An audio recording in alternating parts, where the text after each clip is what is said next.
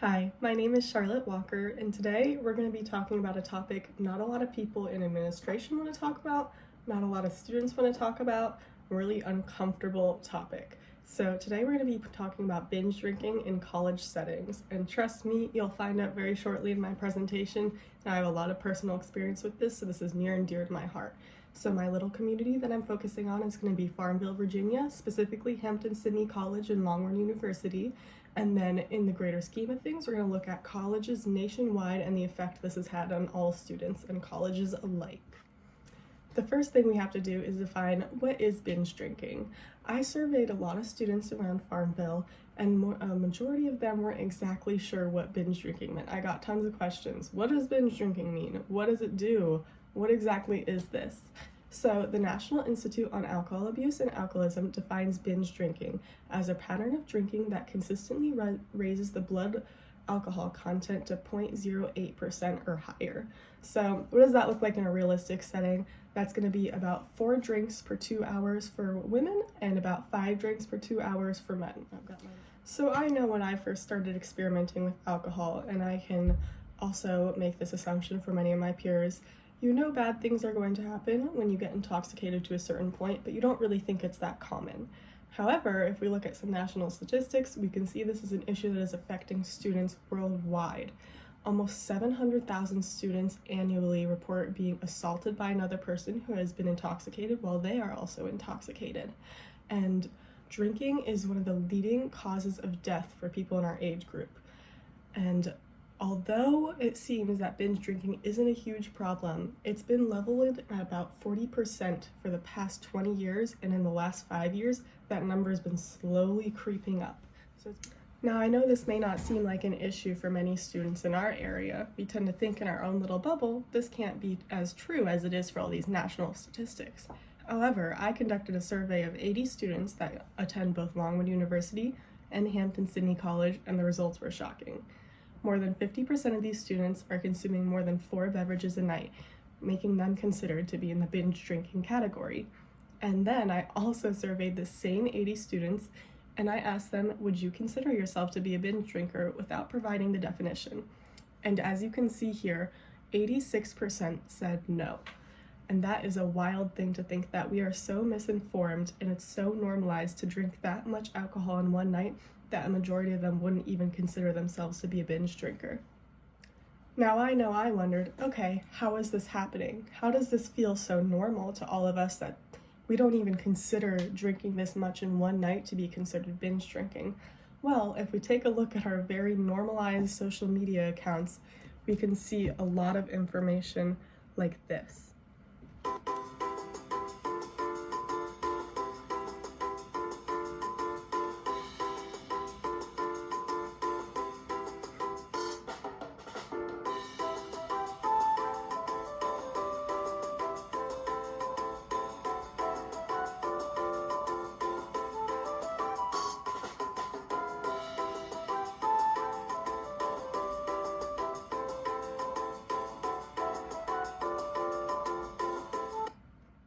I don't know about you guys, maybe I just have a weird algorithm on my social media, but these videos, a majority of them I found just came up on my suggested page because of the area I'm in, the demographic I'm in.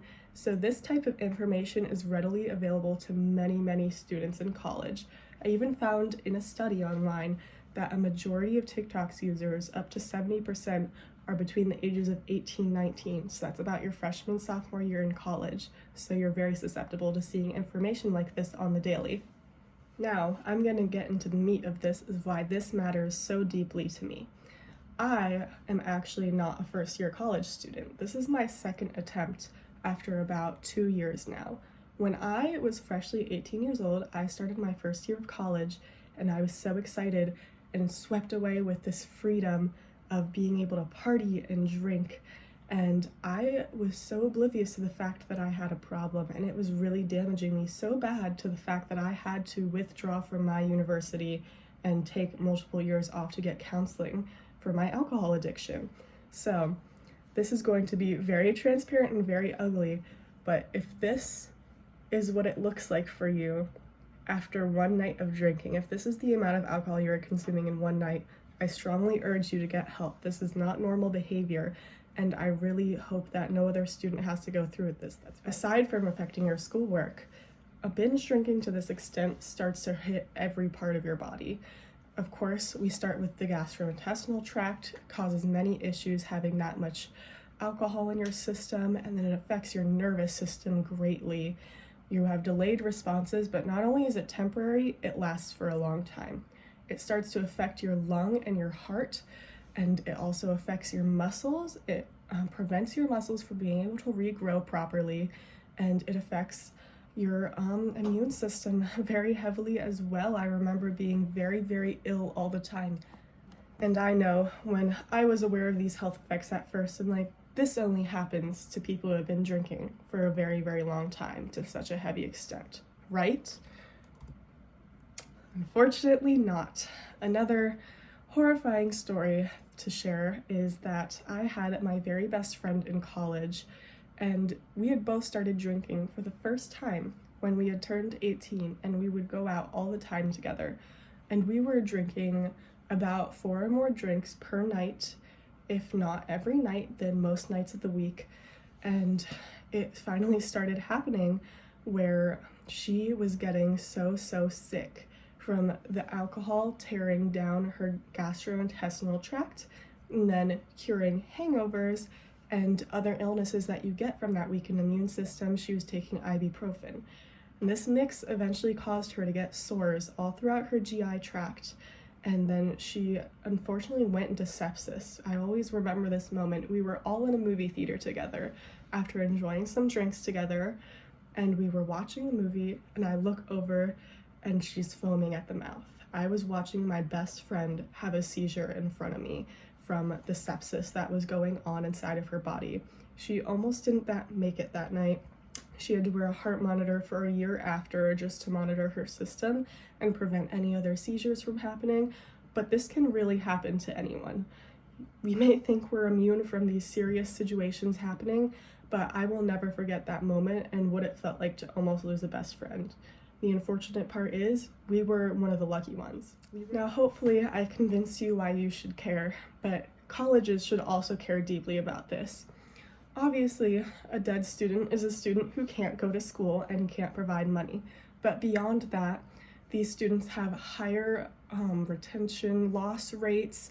These students are more likely to fail out of classes, drop out of school, and colleges are putting in hundreds and thousands of dollars in financial aid to help students with a higher and higher dropout rate every single year, especially since COVID.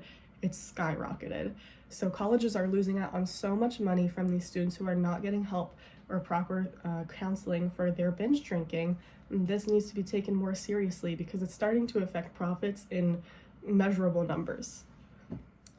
As hopeless as the situation feels, there's already things being done, thankfully, to help ease this issue. First of all, purchasing alcohol under the age of 21 is illegal, but we all know people will die trying. That's not going to stop anyone. If there's a will, there is a way. There's also many programs offered, especially at Longwood, like the Not Anymore program and the Alcoholics Anonymous program we have offered here at Longwood. But again, we can't force students to understand they have a problem. And these great online courses are super informative, but I'm sure many of you, I know I was a little bit guilty because I thought I knew everything when I first did these online courses. You think you know it all. You don't want to sit through a giant online course before you go into your freshman year of college, so you're going to click through that little button and get through that program as quickly as you can. So what can we do to actually work towards solving this problem? We can't force students to care or listen to information, and we can't really just pretend it's not happening anymore because students are losing their lives and colleges are losing profits in high numbers. Some things we need to start really focusing on are making sure this isn't such a taboo topic. I know a lot of administration, students, professors like to shy away from the topic of alcohol because we just assume since it's illegal, it's not going to be happening and just want to brush it under the rug. I think more services where we have students who are actually in the same boat as other students, such as myself, is more helpful to be able to talk to them and get a real life perspective. So some one-on-one counseling. And then here are some of my works cited. Thank you so much for listening to my presentation.